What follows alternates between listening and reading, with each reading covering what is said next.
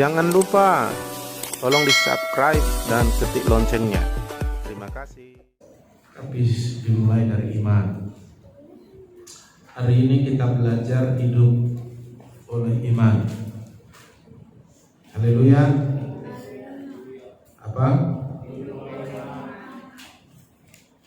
Jadi ada orang hidup tidak oleh iman, dan itu sudah kita lakukan sebelum bertobat, percaya menerima Yesus sebagai Tuhan Juru Selamat, untuk mentaati Yesus. Tapi sejak kita percaya menerima Yesus, kita harus berserah untuk mentaati Dia. Dan ketika kita mendengar firman dengan sungguh-sungguh dan kita berserah siap melakukannya, kita berdoa supaya Tuhan menguatkan kita dan kita bertindak, maka kita sedang hidup dengan iman. Haleluya. Kenapa kita harus hidup dengan iman? Supaya kita selamat. Itu yang pertama. Sebab hanya orang yang percaya diselamatkan. Kalau kita hidup dengan kekuatan kita, hidup dengan pikiran pengalaman kita, hidup dengan perasaan kehendak mau kita, hidup dengan cara kita tidak akan bisa mengalir.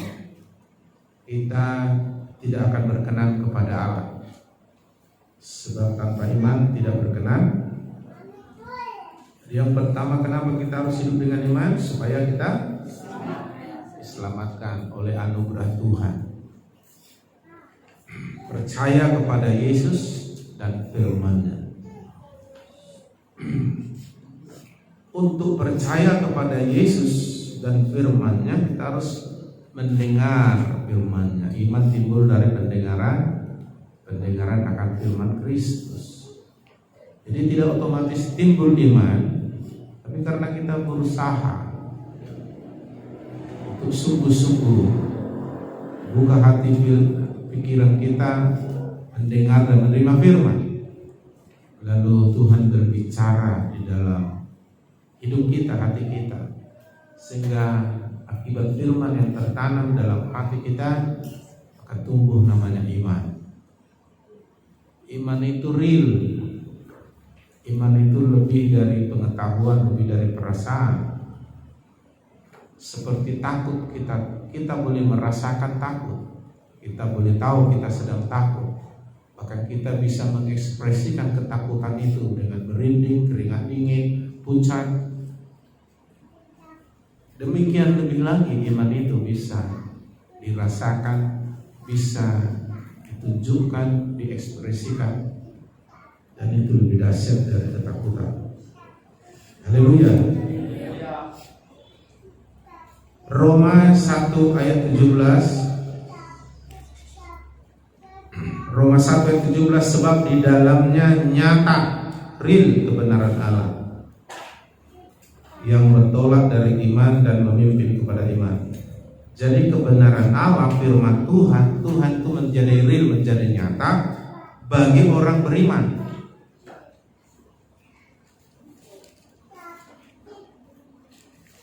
Jadi kalau belum nyata itu masih pengharapan, kalau belum nyata itu masih angan-angan. Tapi firman Tuhan itu hidup dan real, Tuhan itu hidup dan nyata. Nah, dengan iman kita tahu firman itu nyata, firman itu terbukti, Tuhan itu ada, terbukti. Hanya karena iman kita bisa mengalami, membuktikan firman itu nyata, Tuhan itu nyata. Sebab di dalamnya nyata kebenaran Allah yang bertolak dari iman dan memimpin kepada iman. Seperti ada tertulis, orang benar akan hidup oleh iman. Ini garis bawah, ini yang mau kita pelajari malam ini. Karena banyak orang gak pandai hidup dengan iman. Hidup baru itu salah satunya adalah hidup oleh iman. Dan hanya hidup oleh iman kita berkenan. Hanya hidup oleh iman kita benar di mata Tuhan. Pertama tadi, kenapa kita harus hidup oleh iman? Supaya kita selamat.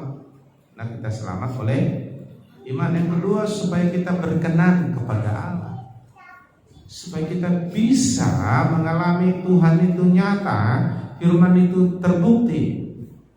Tanpa iman kita nggak kenal Tuhan, nggak tahu Tuhan real. Banyak orang di dunia ini menyembah Tuhan yang tidak dia kenal, karena dia nggak pernah mengalami Tuhan. Makanya ada orang menyembah patung, menyembah pokoknya yang tak pernah real bagi mereka. Kekristenan berbeda. Kristen itu dimulai dari kita mengalami Tuhan itu nyata, firman itu hidup dalam diri kita.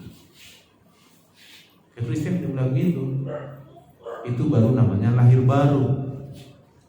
Jika kau tidak dilahirkan kembali, dilahirkan dari air dan roh, kamu tidak boleh masuk kerajaan Allah, kamu tidak bisa melihat kerajaan Allah. Sebab tanpa kekudusan tidak seorang pun melihat Tuhan. Berbahagialah orang yang suci hatinya, karena mereka melihat Tuhan. Kata melihat Tuhan itu menjadi real secara pribadi, menjadi nyata. Dan Roma pasal 1 ayat 7 bilang, sebab di dalamnya, di dalam Tuhan, di dalam firman, nyata kebenaran Allah itu. Tentu yang dimulai bertolak dari iman dan memimpin kepada iman. Orang benar akan hidup oleh iman. Jadi yang kedua, kenapa kita harus hidup dengan iman? Supaya kita berkenan, benar di mata Tuhan. Hidup benar itu hidup oleh iman. Jadi kalau nggak hidup oleh iman, nggak benar. Ada orang menyangka jalannya lurus tapi menuju kebinasaan. Dan memang tidak ada manusia lagi yang benar. Hanya Yesus dan firman adalah yang benar. Makanya Yesus kebenaran hidup kita yang pasti. Firmanlah kebenaran hidup kita. Ketika kita percaya, kita sudah berkenan. Ketika kita melakukannya, kita sudah hidup benar. Tapi dimulai, didasari dengan iman. Haleluya.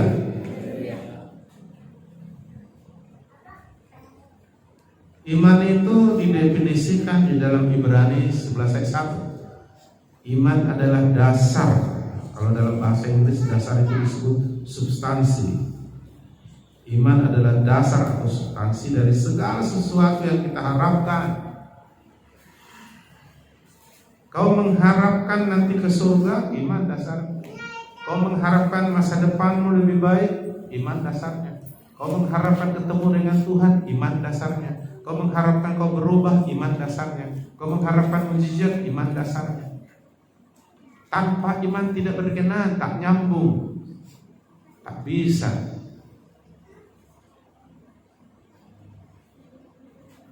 Dan iman itu tidak timbul sendiri. Iman itu timbul dari firman Tuhan.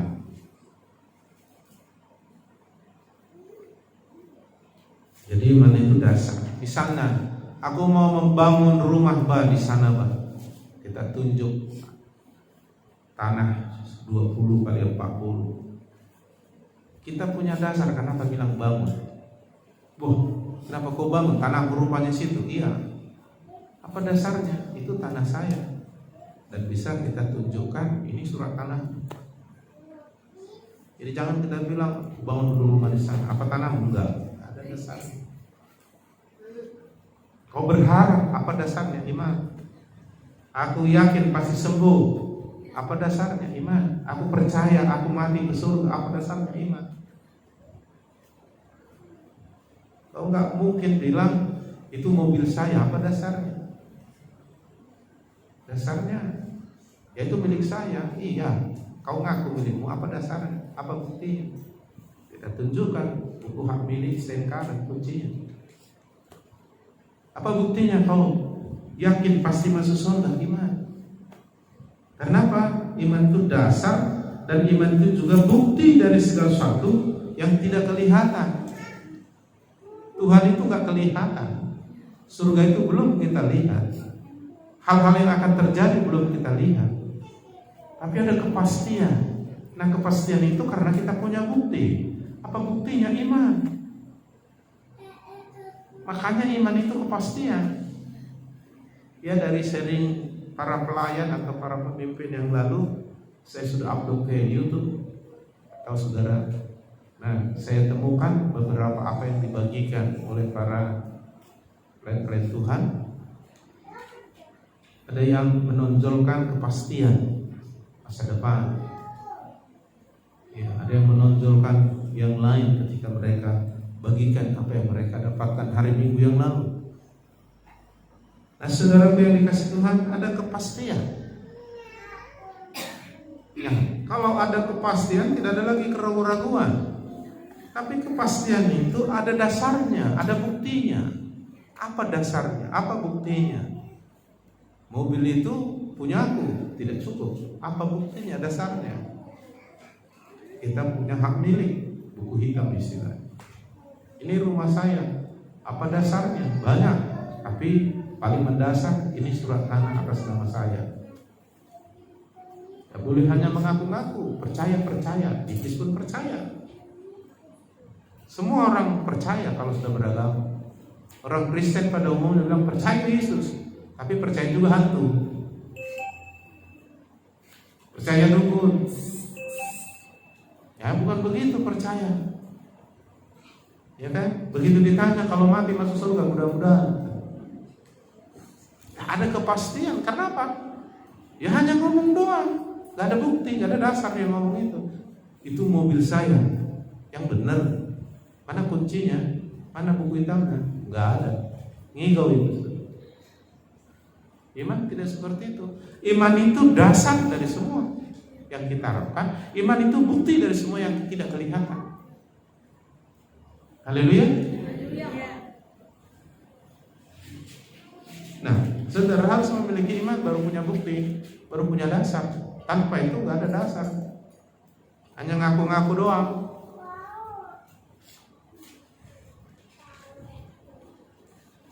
Tapi ketika iman itu sudah kita miliki, maka ngomong kita menjadi terbukti, tindakan kita menjadi terbukti. Amin.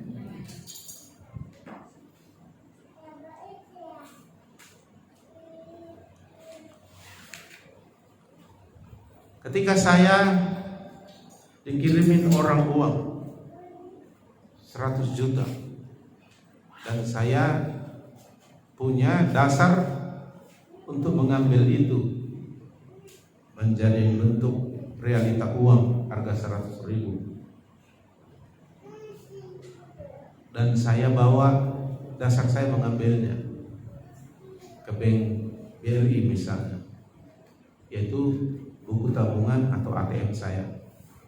Tanpa itu saya nggak bisa. Ada katanya mengirim uang sama saya 100 juta. Lalu saya pergi ke bank. Mana bukunya Pak? Gak ada. ATM Bapak lah, gak ada juga. Dari mana jalannya? Kalaupun memang betul ditransfer, kemana ditransfer? Gak mungkin kan? Kan kita harus punya nomor rekening. Tuhan mau transfer berkat dan semuanya, gak ada iman. Itu sama dengan kita transfer. Mbak Dita, kirimkan dulu nomor rekening, mau aku kirim uang misalnya. Gak ada nomor rekening, mana boleh transfer? Bikin dulu nomor rekening.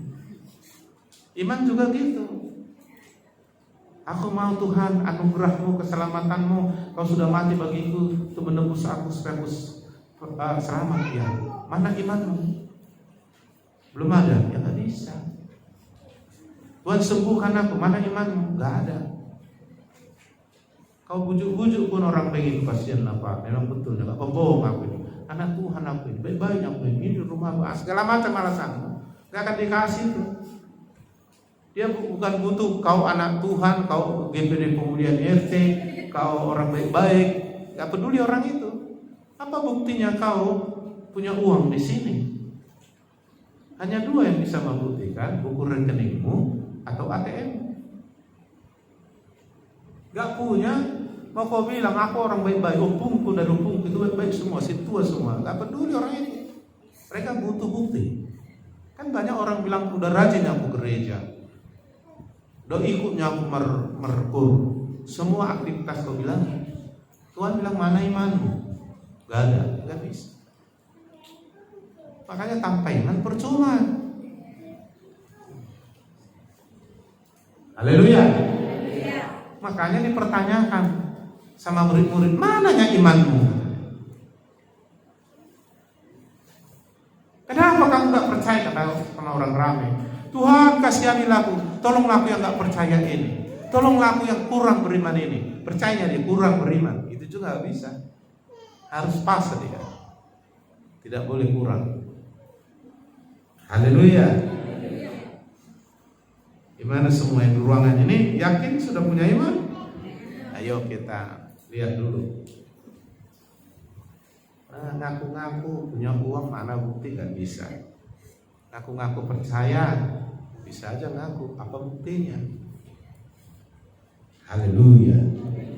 Jadi untuk berharap ada dasarnya. Untuk melihat yang tidak kelihatan ada buktinya. Buktinya dasarnya iman. Makanya tanpa iman tak berkenan kepada Allah. Nah, bagaimana iman ini muncul? Pertama tadi Roma 10 ayat 17, mendengar firman Kristus. Maksudnya apa mendengar firman Kristus? Apa bedanya mendengar firman suara Tuhan dengan membaca Alkitab? Apa bedanya mendengar khotbah yang diberitakan firman dengan mendengar suara Tuhan? Beda kan? Banyak orang baca Alkitab, dengar khotbah, tak ada imannya. Jadi nggak beriman itu Pak, tapi mendengar. Dia masih mendengar khotbah, firman yang disampaikan. Dia membaca Alkitab, bahkan dia tahu kan si Musa itu seperti ini, kan Tuhan Yesus itu seperti ini. Iman ini apa? Iman ini muncul mendengar, kata mendengar. Mendengar apa? Suara. Iman timbul dari pendengaran. Berarti mendengar suara Kristus. Mendengar suara Tuhan di sini, di hati, di roh. Tapi memang dimulai dari mendengar dengan telinga kita. Lalu telinga kita menangkap itu dalam pikiran kita. Makanya pikiran harus diubah. Lalu nanti begitu kita sudah paham, nanti jadi mengerti di roh. Udah mengerti di roh, berbicara di hati kita. Khotbah itu jadi sama kita pribadi. Kok tahu Tuhan ya? Kayaknya Tuhan ngomong sama saya. Kayaknya khotbah tadi yang dari Pak Mala itu sama aku semua. Siapa yang tahu ya? Kok tahu ya? Anda sedang mendengar. Artinya firman itu mulai ditanam di dalam roh saudara, di hati saudara. Hati saudara itu seperti tanah yang baik bagi firman. Kalau sungguh-sungguh rendah hati, kalau benih ditanam, Tuhan akan tumbuhkan. Kalau firman yang seperti benih itu tertanam di roh saudara yang lemah lembut, tanah yang subur, Roh Kudus akan membuat itu tumbuh. Namanya iman itu. Makanya waktu mendengar itu kita harus buka hati pikiran, berserah. Lalu dalam waktu kita mentaati, jangan takut, siap berkorban. Dan kita bisa juga berdoa, memohon kekuatan untuk melakukannya. Dan Tuhan pasti menolong. Begitu Roh Kudus memberi kekuatan menolong kita, kita melakukan firman itu dengan sukacita. Sampai pada titik perintah-perintah Tuhan tidak berat. Itu karena Roh Kudus bekerja, karena kita berserah, karena kita membuka hati pikiran. Nah, firman itu jadi hidup, menjadi iman. Jadi firman yang tertulis di Alkitab yang dikhotbahkan kalau sudah tertanam di hati menjadi iman dia. Itulah yang disebut firman iman. Firman yang menjadi iman. Kalau di sini pengetahuan, tapi dari sini masuk ke sini. Haleluya. Makanya orang yang pengen, orang gila nggak bisa diajak beriman, karena nggak bisa masuk ke sini. Jadi makanya lagi-lagi bagusnya pikiran saudara dengar firman bagus. Jangan sudah gak bagus pikirannya payah. Makanya kalau orang tua yang tidak penuh firman, tidak kuat rohnya, sehingga kuasa kebangkitan Kristus bekerja dalam tubuhnya, pikirannya, otaknya, IQ-nya jadi down. Dia gak ngerti firman. Makanya saya prediksi 50 tahun ke atas kalau gak kuat rohnya habis, tinggal merosot dengan tubuhnya. Nah, di situ kita harusnya masa menuai semua yang kita lakukan selama hidup yang dari Tuhan, atau menuai semua apa yang kita lakukan secara duniawi. Iya, masa menawur dari umur 1 sampai seterusnya. Haleluya. Kalau kita main-main ikut Tuhan masa 50, kamu mau kebaktian, kenapa? Dapat tuh si firman ini. Kamu mau kebaktian, dak kuat ikut tikus, semua alasan. Roh penurut daging lemas. Haleluya. Lalu bikin alasan, kamu naposoi maka seolah dia nggak butuh lagi. Jangan sampai begitu. Haleluya. Jadi berdoa supaya, karena gini saya sampaikan, ketika kita berdoa kita akan punya semangat melakukan firman. Kita punya daya dorong untuk membaca, merenungkan, menikmati, melakukan firman. Ketika kita menikmati firman, maka kita punya daya dorong untuk berdoa. Jadi ada hubungan antara doa dan firman. Ketika kau mulai malas membaca Alkitab, mendengar firman, berdoa kamu. Ketika kamu berdoa, kamu punya daya dorong, semangat, suka baca Alkitab atau mendengar firman. Karena Roh Kudus bekerja. Bahkan firman itu dilakukan dengan sukacita. Maka sampai pada titik Tuhan sudah bekerja, perintah Tuhan tidak berat. Haleluya. Kalau sudah sampai titik ini, baru ini sudah titik aman ini. Oke. Dan orang beriman itu tadi saya bilang punya dasar. Kau percaya semua, percaya apa dasar? Pokoknya percaya lah. Iya, apa dasarnya? Ya aku beriman nih. Ya, dasar kau beriman itu apa? Dasar iman itu Yesus dan firman. Kita harus mengalami Yesus, mengenal Yesus, sehingga kita percaya, beriman. Kita harus mengerti firman. Firman itu harus disingkapkan sehingga kita mengerti, sehingga kita jadi percaya.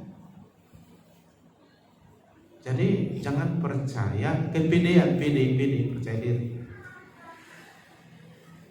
Kepercayaan manusia dengan kepercayaan terhadap Tuhan itu beda.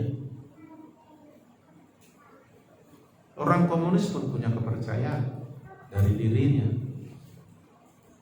tapi dalam Yesus beda.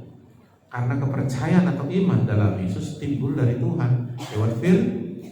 Jadi firman Tuhan, mengenal, mengalami Yesus, itu dasar kita beriman. Kalau nggak ngerti firman, pokoknya percayalah. Iya, apa dasarmu, apa alasanmu percaya? Ya firman, ya Yesus yang sudah dinyatakan dalam diri kita. Makanya kalau kita mengalami Yesus, iman kita itu terus semakin kuat, makin bertumbuh. Kalau kita mengerti firman, iman kita itu semakin kuat. Membangun pondasi bangunan 100 tingkat dengan pondasi dengan 1 tingkat itu beda. Kalau membangun rumah 100 tingkat atau 50 tingkat kayak di kota-kota besar, itu pondasinya udah itu besar itu. Iman pun begitu.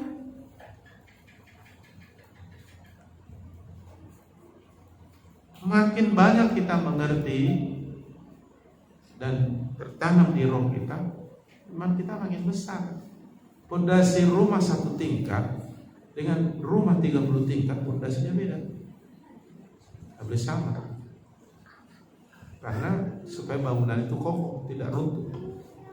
Kalau dibikin bangunan 1 tingkat, dibangun 10 tingkat ke atas, nggak diapa-apain, roboh itu nanti. Apalagi datang guncangan gempa tsunami, wah hancur. Jadi tergantung pondasi. Pondasinya yang pertama iman. Hanya harus imannya tumbuh dari firman yang dimengerti, makin mengerti, makin mengerti, makin mengerti. Jadi dasarnya, apa dasarnya kau sembuh? Ya firman Tuhan bilang, dia sudah mengerti. Karena dia sudah pernah dengar dan mengerti firman Tuhan bilang di mana. Dia katakan begini, kalaupun nggak persis, ya misalnya dibilang 1 Petrus 2:24 begini bunyinya, tapi dia sudah ngerti ayat itu. Itu dasarnya. Jadi kadang-kadang banyak orang ditanya, kau percaya ya? Apa dasarnya kau percaya? Pokoknya percaya aja lah. Iya, percaya itu kau. Kenapa kau percaya? Ya percaya aja. Bingung kan? Kalau ditanya, itu mobilnya, apa dasarnya? Kau punya mobil itu? Ya pokoknya punya mobil pula. Bisa. Kau harus membuktikan ada dasar iman Yesus yang kau alami dan firman yang kau mengerti. Makanya harus mengerti firman. Makanya kita harus renungkan siang malam sampai mengerti. Minta roh pengertian, minta roh kudus menolong kita mengerti. Ya, Yesus pernah kasih perumpamaan soal ini. Adalah menabur benih di tanah di pinggir jalan, di tanah berbatu-batu, di tanah bersemak duri. Semua yang ketiga ini didengar firman tapi nggak mengerti. Banyak alasan kenapa tidak mengerti. Yang jelas tidak sungguh-sungguh mendengar, tidak mau membuka hati pikiran. Firman itu sekilas didengar, dia mendengar firman itu bukan untuk dilakukan. Ada kerinduan, namasa digagat berusaha namasa iman yuda roh hal akabatia roiba anodang roiba apakah karunia itu aja. Ini tegur pendeta, karena pula si tua nanti diancam kalau mati nggak dikubur, itu aja takut kan? Ya orang kayak gini nggak akan dapat iman. Itu orang yang benih firman ditabur di pinggir jalan, di berbatu-batu semak duri. Firman itu nggak jadi apa-apa dalam hidupnya, nggak jadi iman. Tapi di tanah yang baik, di tanah yang subur, firman itu menjadi tumbuh bahkan berbuah 30, 60, 100 kali lipat. Nah tanah yang subur itu orang-orang yang mengerti firman, itu intinya. Kenapa mengerti firman? Buka hati pikiran, berserah, siap berkorban untuk firman. Ya. Jadi kalau ada orang bilang ayo kebaktian, iyalah kalau sempat. Itu apa itu? Pinggir jalan berbatu-batu atau semak duri. Ayo kebaktian, aduh, apa pula aku katanya, alasan cari uang misalnya. Alasan, aduh main bola pula ini. Apa pula ini favoritku katanya. Itu banyak semak duri. Atau kesombongan. Ya, ayo kebaktian, siapa yang khotbah? Si Anu, gak level gitu katanya. Padahal firman itu yang disampaikan, kita butuh firman, bukan orang itu. Tapi Tuhan bisa pakai siapa aja menyampaikan firman. Dan firman itu yang penting. Haleluya. Jadi banyak alasan. Ada orang sekedar, ayo kita kebaktian. Iyalah, kalau sudah selesai nanti aku masakkan dulu rendangku ini. Jadi sekedar gitu ya. Nah ini di pinggir jalan tanah berbatu bersemak duri, nggak akan dapat ini. Jadi kalau saudara begitu caranya, itu tanah yang tidak baik. Buktinya kau nggak akan mengerti firman. Kalau kasarnya Tuhan bilang begini, firman itu kan seperti mutiara, sangat mahal, dan orang harus sampai bersiap menjual semua untuk mendapatkannya. Artinya ada pengorbanan yang totalitas. Dan Tuhan tidak kasih mutiara kepada kita, gak ada gunanya. Firman di GPD Pemulihan ini saudaraku tinggi. Kalau kau nggak punya level roh yang tinggi, kesungguhan tinggi, bingung loh, apa jadi bagi bapak itu? Karena saking nggak mengerti, 15 menit kemudian khotbah disampaikan, kau udah pening. Setengah jam kau sudah mulai woyong. 1 jam kau udah pulang. Jangan itu. Ya gimana kita nggak bosan kalau duduk nggak mengerti kan? Tapi kami semalam ngobrol-ngobrol, udah tengah 11. Cobalah nggak menikmati. Pasti ada Pak. Banyak kali alasan. Ya, tapi kalau menikmati firman, banyak alasan untuk menyingkirkan alasan. Haleluya. Haleluya. Jadi berapa lama kita nggak beriman? Dan kenapa kita harus beriman? Pertama tadi apa? Supaya. Yang kedua? Berkenan. Tanpa iman kita nggak berkenan, nggak hidup benar. Jadi hidup benar itu hidup oleh iman. Haleluya. Yang ketiga, saudaraku, kenapa kita harus hidup dengan iman? Supaya semua mungkin bagi kita. Apa? Semua mungkin bagi kita. Katakan. Ketika kita bilang mana mungkin, itu kita udah mentok iman. Ada lagi. Markus 9 ayat 23. Markus 9 ayat 23. Jawab Yesus, katamu jika engkau dapat, tidak ada yang mustahil bagi orang yang percaya. Bahasanya semua mungkin bagi orang percaya, bagi orang beriman. Artinya tidak bisa dibatasi. Namanya kalau mukjizat itu sudah di luar area manusia, tapi bisa menjadi bagian kita kalau kita memiliki iman. Dan iman kita itu harus disertai perbuatan, diaktifkan.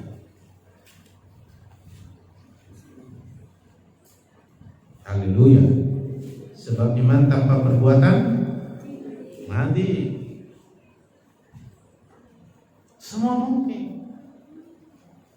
Karena kita ini keturunan Allah, anak Allah. Hebatnya seperti Allah kita ini, cuma kita bukan Allah, tapi kita anak Allah atau Allah kecil. Bedanya kita nggak disembah, tapi semua tunduk kepada kita di dalam Tuhan. Haleluya.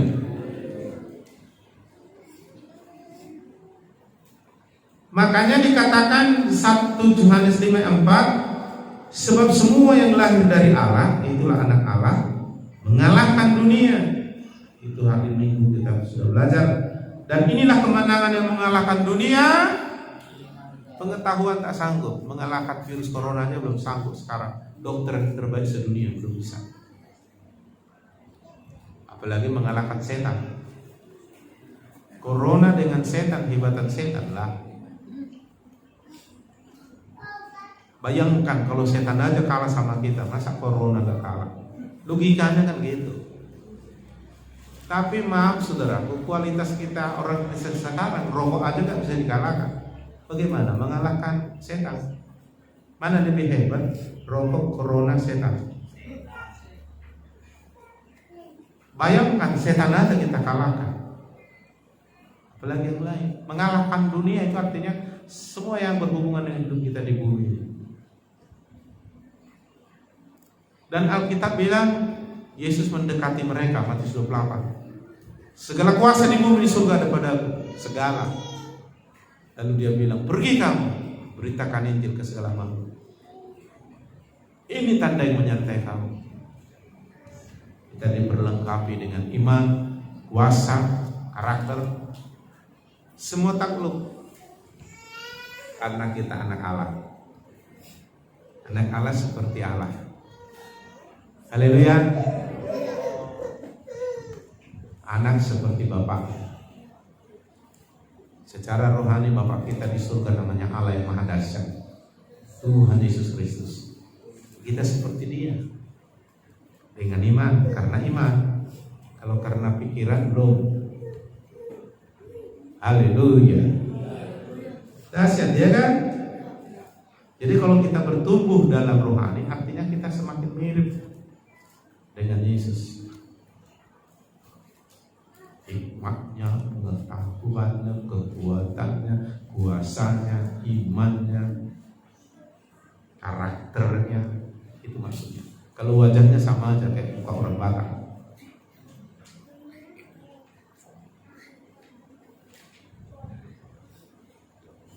Itulah iman. Nah, kalau sudah ada iman, satu langkah lagi. Taat atau lakukan perintah Tuhan. Lakukan, bertindak dengan iman. Apa kata firman? Kau percaya, lakukan. Iman akan membuktikan yang tidak kelihatan.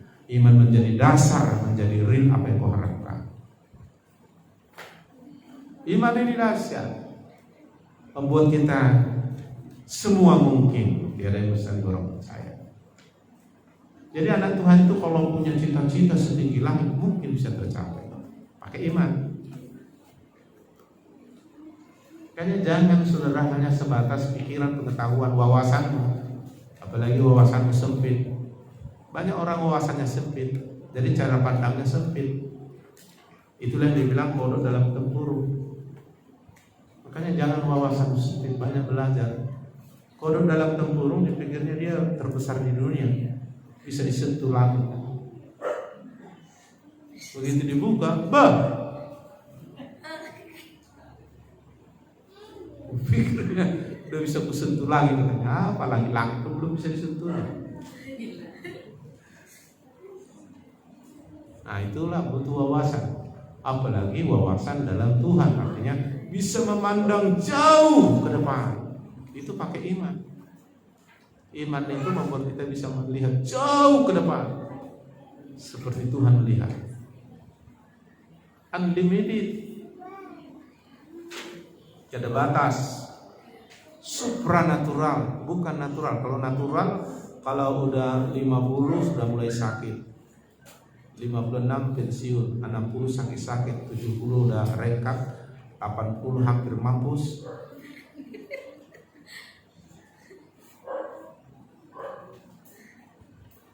Itu natural. Kalau sekolahnya rendah, nggak tahu apa-apa. Kalau IQ-nya di bawah 100, nggak pandai. Itu natural. Tapi bisa membuat kita jadi supranatural. Supernatural di atas natural karena iman.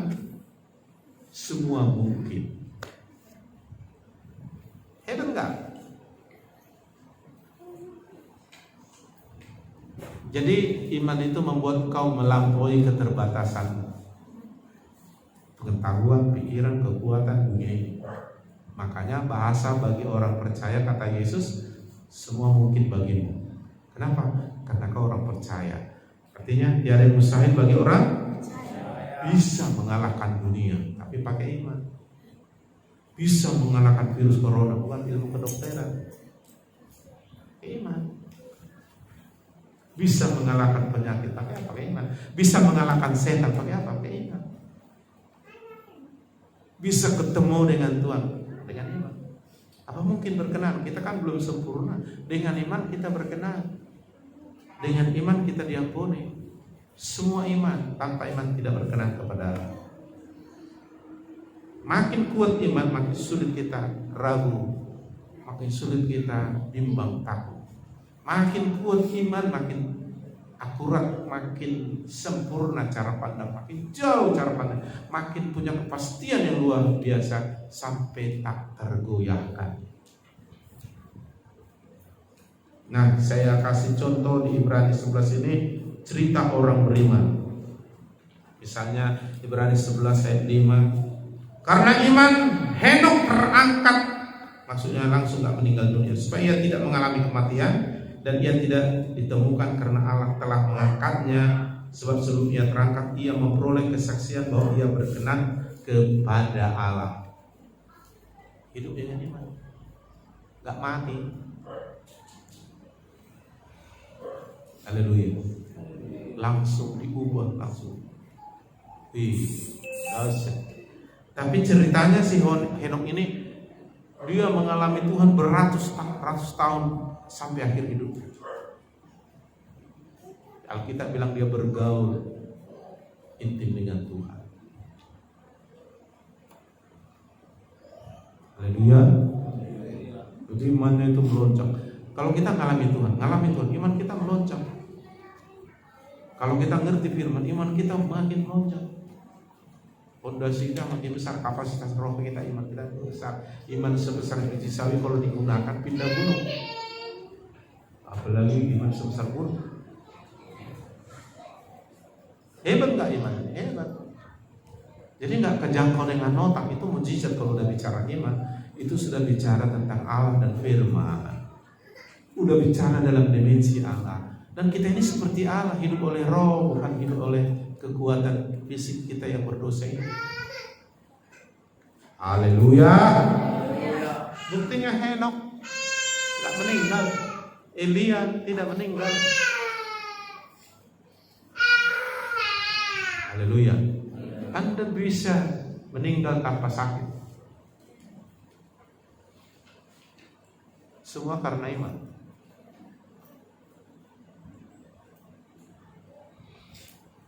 Ayat 11 kita lompat, nanti baca di rumah, Ibrani 11 ayat 1 dan seterusnya. Itu kisah orang-orang beriman ini. Hebat.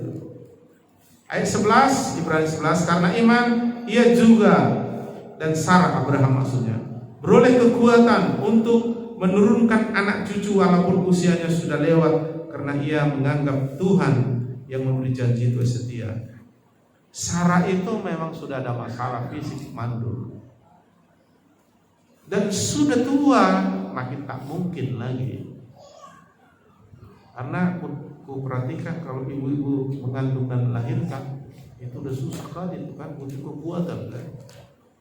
Karena 50% bisa mati, 50% bisa hidup.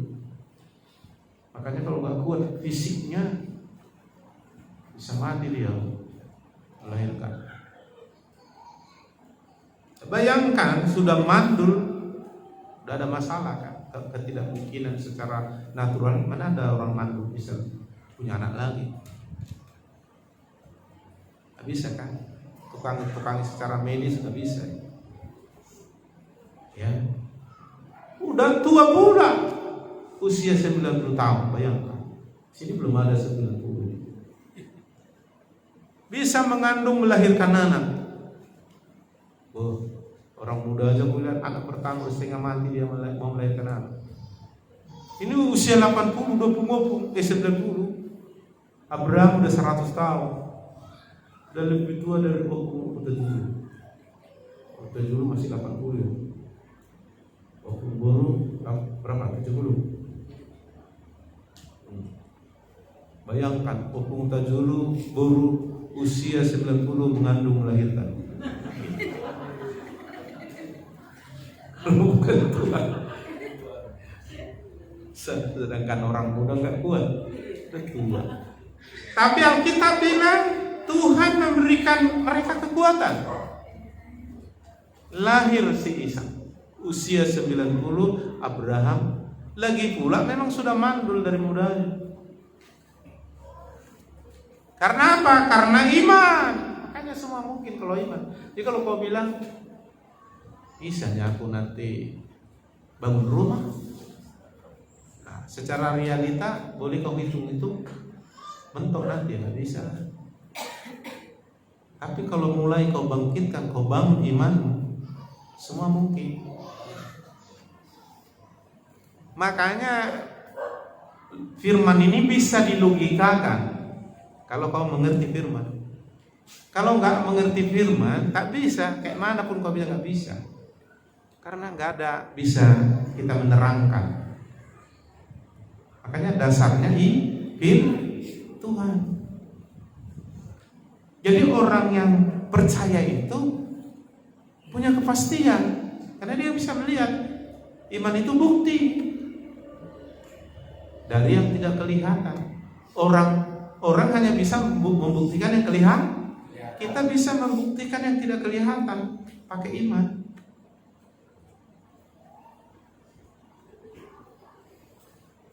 Nah, waktu saya membeli mobil pertama dulu, ibu ketawa.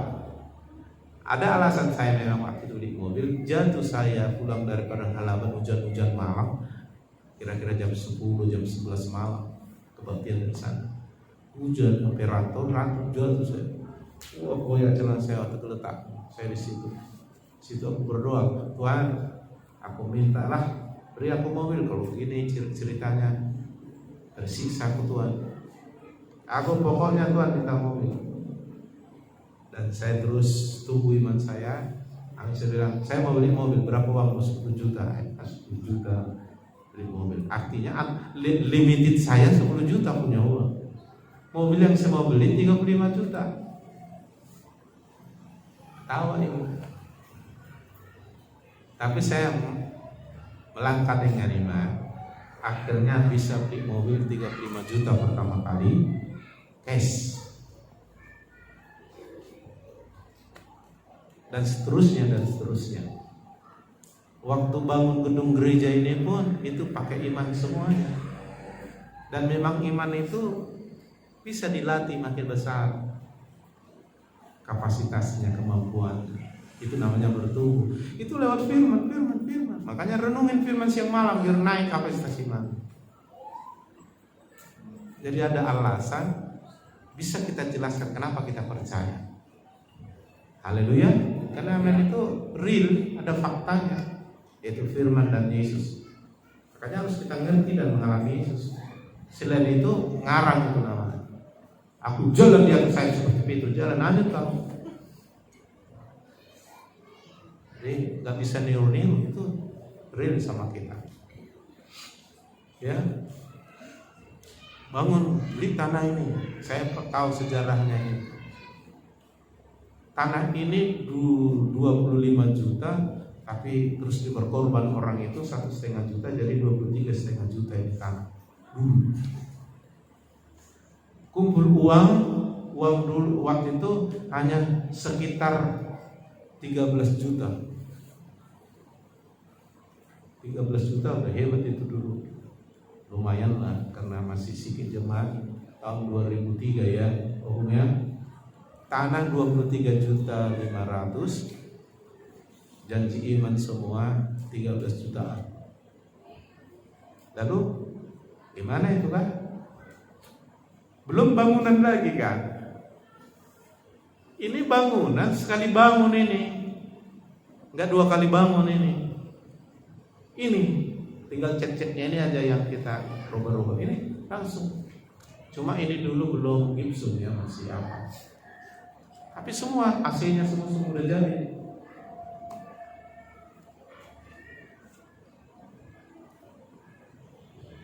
Haleluya.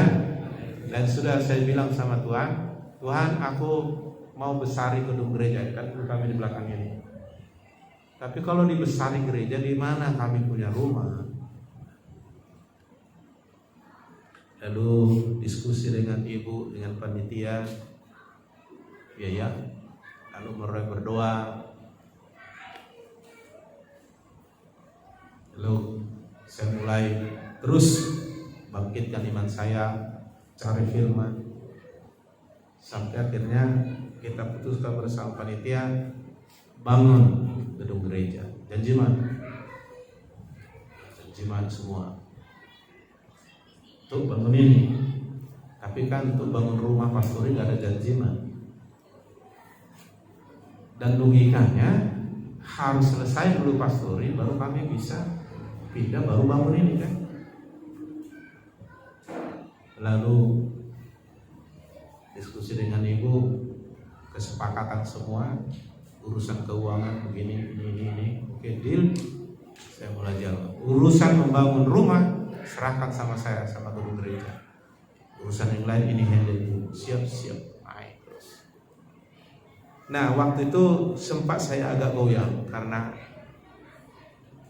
realita uang kami ya. Jadi sempat ada ditawarkan marga Panjaitan 4 rantai arah ke si Pak Deddy Burutasoy dulu. Sebelum itu tanah, saya bilang tanah Pak Ratuis hanya 120 juta. Lalu dibujuk ibu, tuh main gitu, bilang marga Panjaitan 110 kalau udah rumah takut apa katanya. Saya tanya, saya tergiur. Logika saya berhitung 300 juta udah beli tanah, udah bisa bangun rumah lumayan. Lalu itulah kita ambil.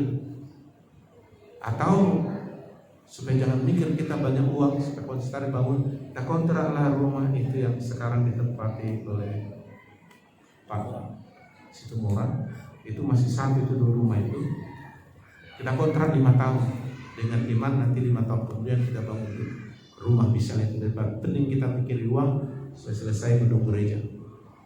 Karena waktu itu kami juga janjiman 30 juta untuk menyelesaikan di belakang.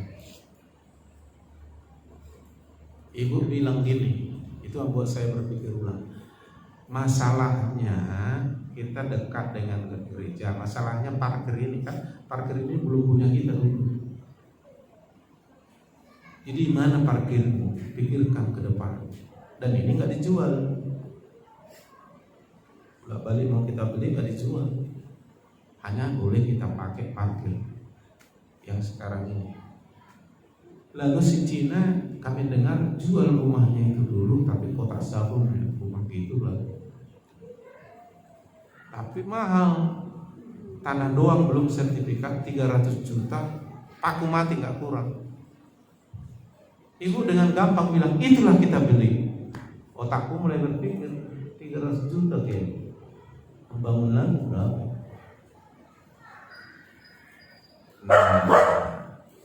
Mulai saya berdoa supaya saya mengerti firman, timbul iman. 300 juta masih beli, belum bangun, kan dirombak lagi semua itu. Logikanya ibu masuk, kalau di situ kita nanti ada parkir karena tanahnya ke sana lagi. Juga ya, cuma 300 juta. Hitungan saya kalau 300 juta beli tanah di sana, 110 juta bangunan 190 kan udah clear ya. Udah lebih ringan otak saya berpikir. Ini masih 300 juta belum sertifikat, belum bangunan rumah yang kita bangun. Mulai saya doa, dengar firman terus, iman mulai naik. Saya putuskan bangun. Ibu enak aja, ini keram bikin ya, ini ya harus ada kamar mandi kok, seolah-olah sudah ada uang. Dan saya pun menunjukkan iman bahwa semua beres. Ini ya. Ibu bilang gini, kenapa nggak diborongkan? Karena harian. Logika saya berpikir diborongkan kan harus ada uang cash.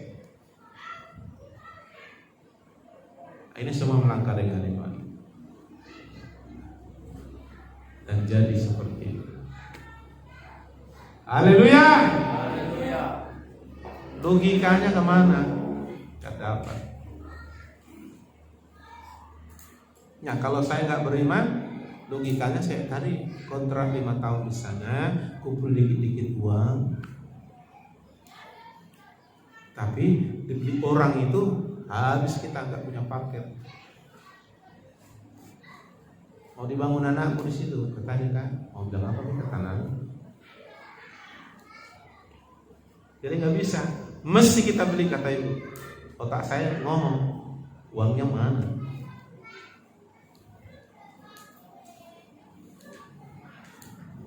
Jadi iman membuat kita, yang ketiga tadi apa?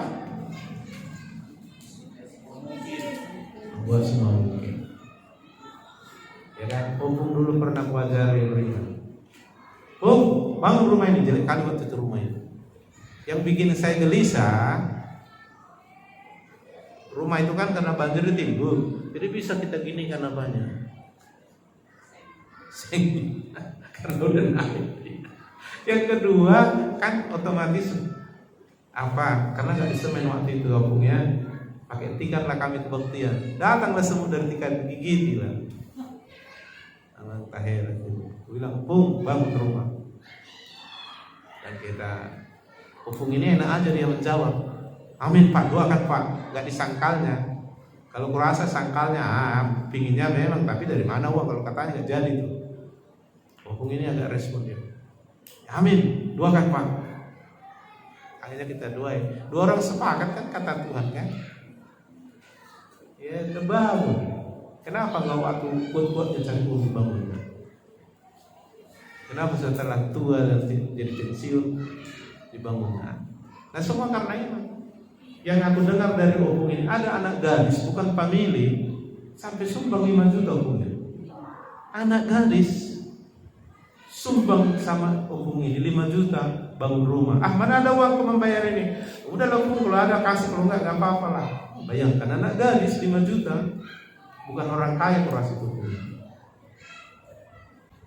Kau akan langsung jawab ketika kau bilang, bangunlah rumahmu.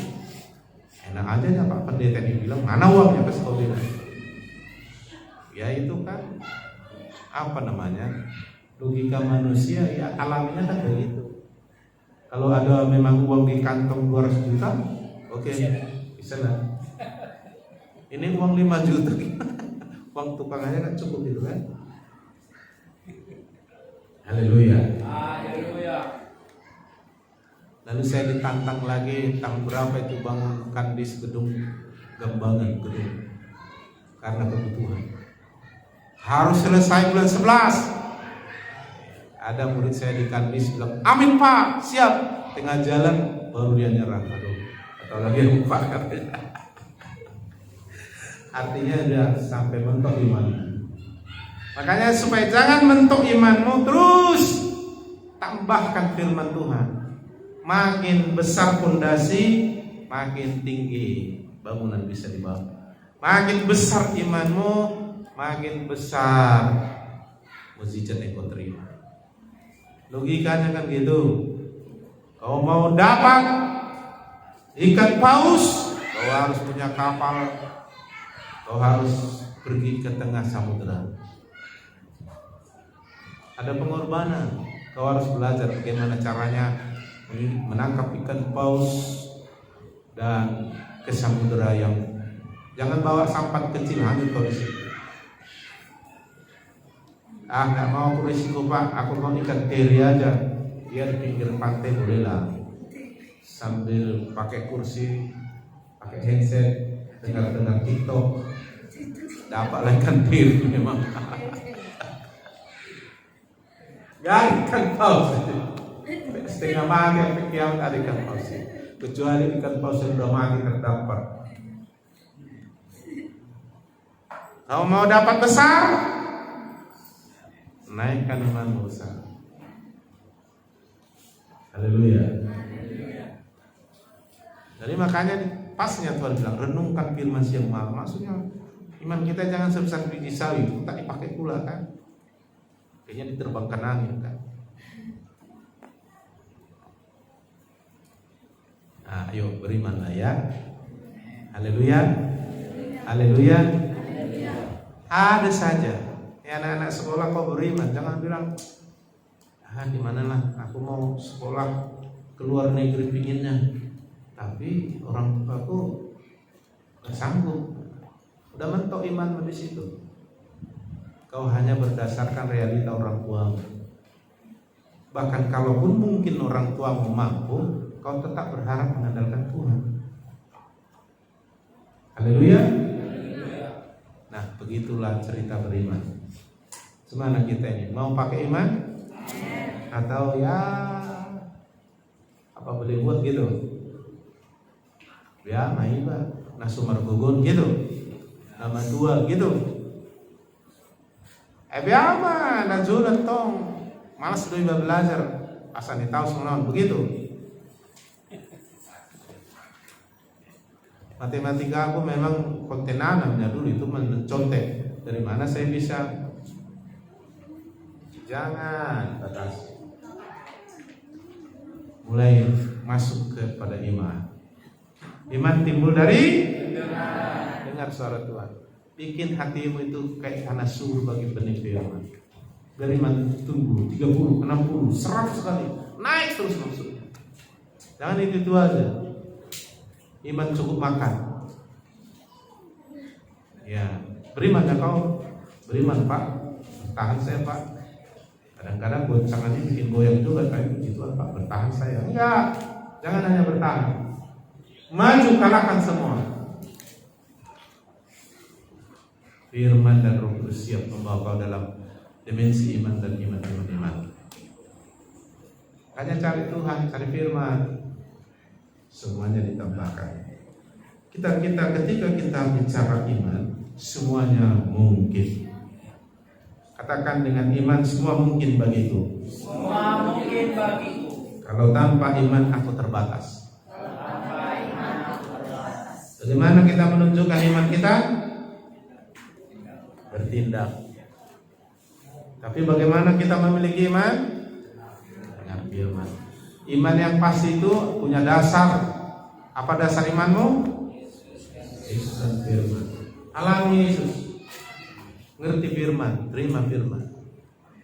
Latih terus dengan bertindak. Gini logikanya. Besar masalah, besar berkatnya nanti kalau kau menang. Kenapa aku bilang kalau kau menang? Tergantung kau hadapi dengan kekuatanmu atau kau hadapi dengan iman. Kalau kau hadapi dengan iman, imanmu mengalahkan dunia.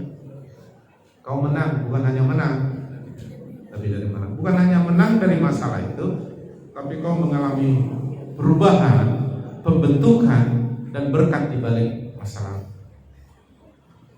Jadi jangan berdoa begini, Tuhan berikan aku berkat yang besar, tapi masalah yang kecil. Gak ada itu. Masalah besar, berkatnya pun besar. Obatnya besar, ikannya pun besar. Haleluya. Gampang mendapatkannya, ya itu kecil. Tapi sulit mendapatkan, itu hebat. Jadi kalau kita diperhadapkan dengan masalah yang besar, bersyukurlah karena akan dapat berkat yang besar. Bagaimana? Bertindak dengan, tapi aku Pak belum yakin. Nah, tambahkan imanmu terus. Tambahkan. Dengan cara apa? Dengan firman sampai mengerti. Berdoa, Roh Kudus tolong. Terus semua mungkin bagi orang beriman. Orang dunia yang sukses pun bilang begini, kayak Soekarno bilang, apa namanya? Bikinlah cita-citamu setinggi langit. Kalau kau gak capek ke langit, minimal kau jatuh di antara bintang. Kan? Jangan bentukkanlah cita-citamu setinggi pohon jambu. Kalau jatuh mendarat ke tanah. Dan mereka yang punya prinsip gitu, orang-orang sukses, gak pernah di level biasa, di level yang luar biasa. Apalagi beriman, selalu di atas rata-rata. Ayo, latih imanmu, karena tantangan yang akan datang itu lebih besar. Tapi ku bilang, kalau kau punya iman dan membangun terus imanmu jauh lebih besar. Roh Kudus yang dalammu lebih besar. Tapi Roh Kudus itu perlu direalisakan dengan iman. Dan iman itu membawa kau terhubung mengalami Tuhan. Amin. Ayo praktekkan iman. Kita berdoa.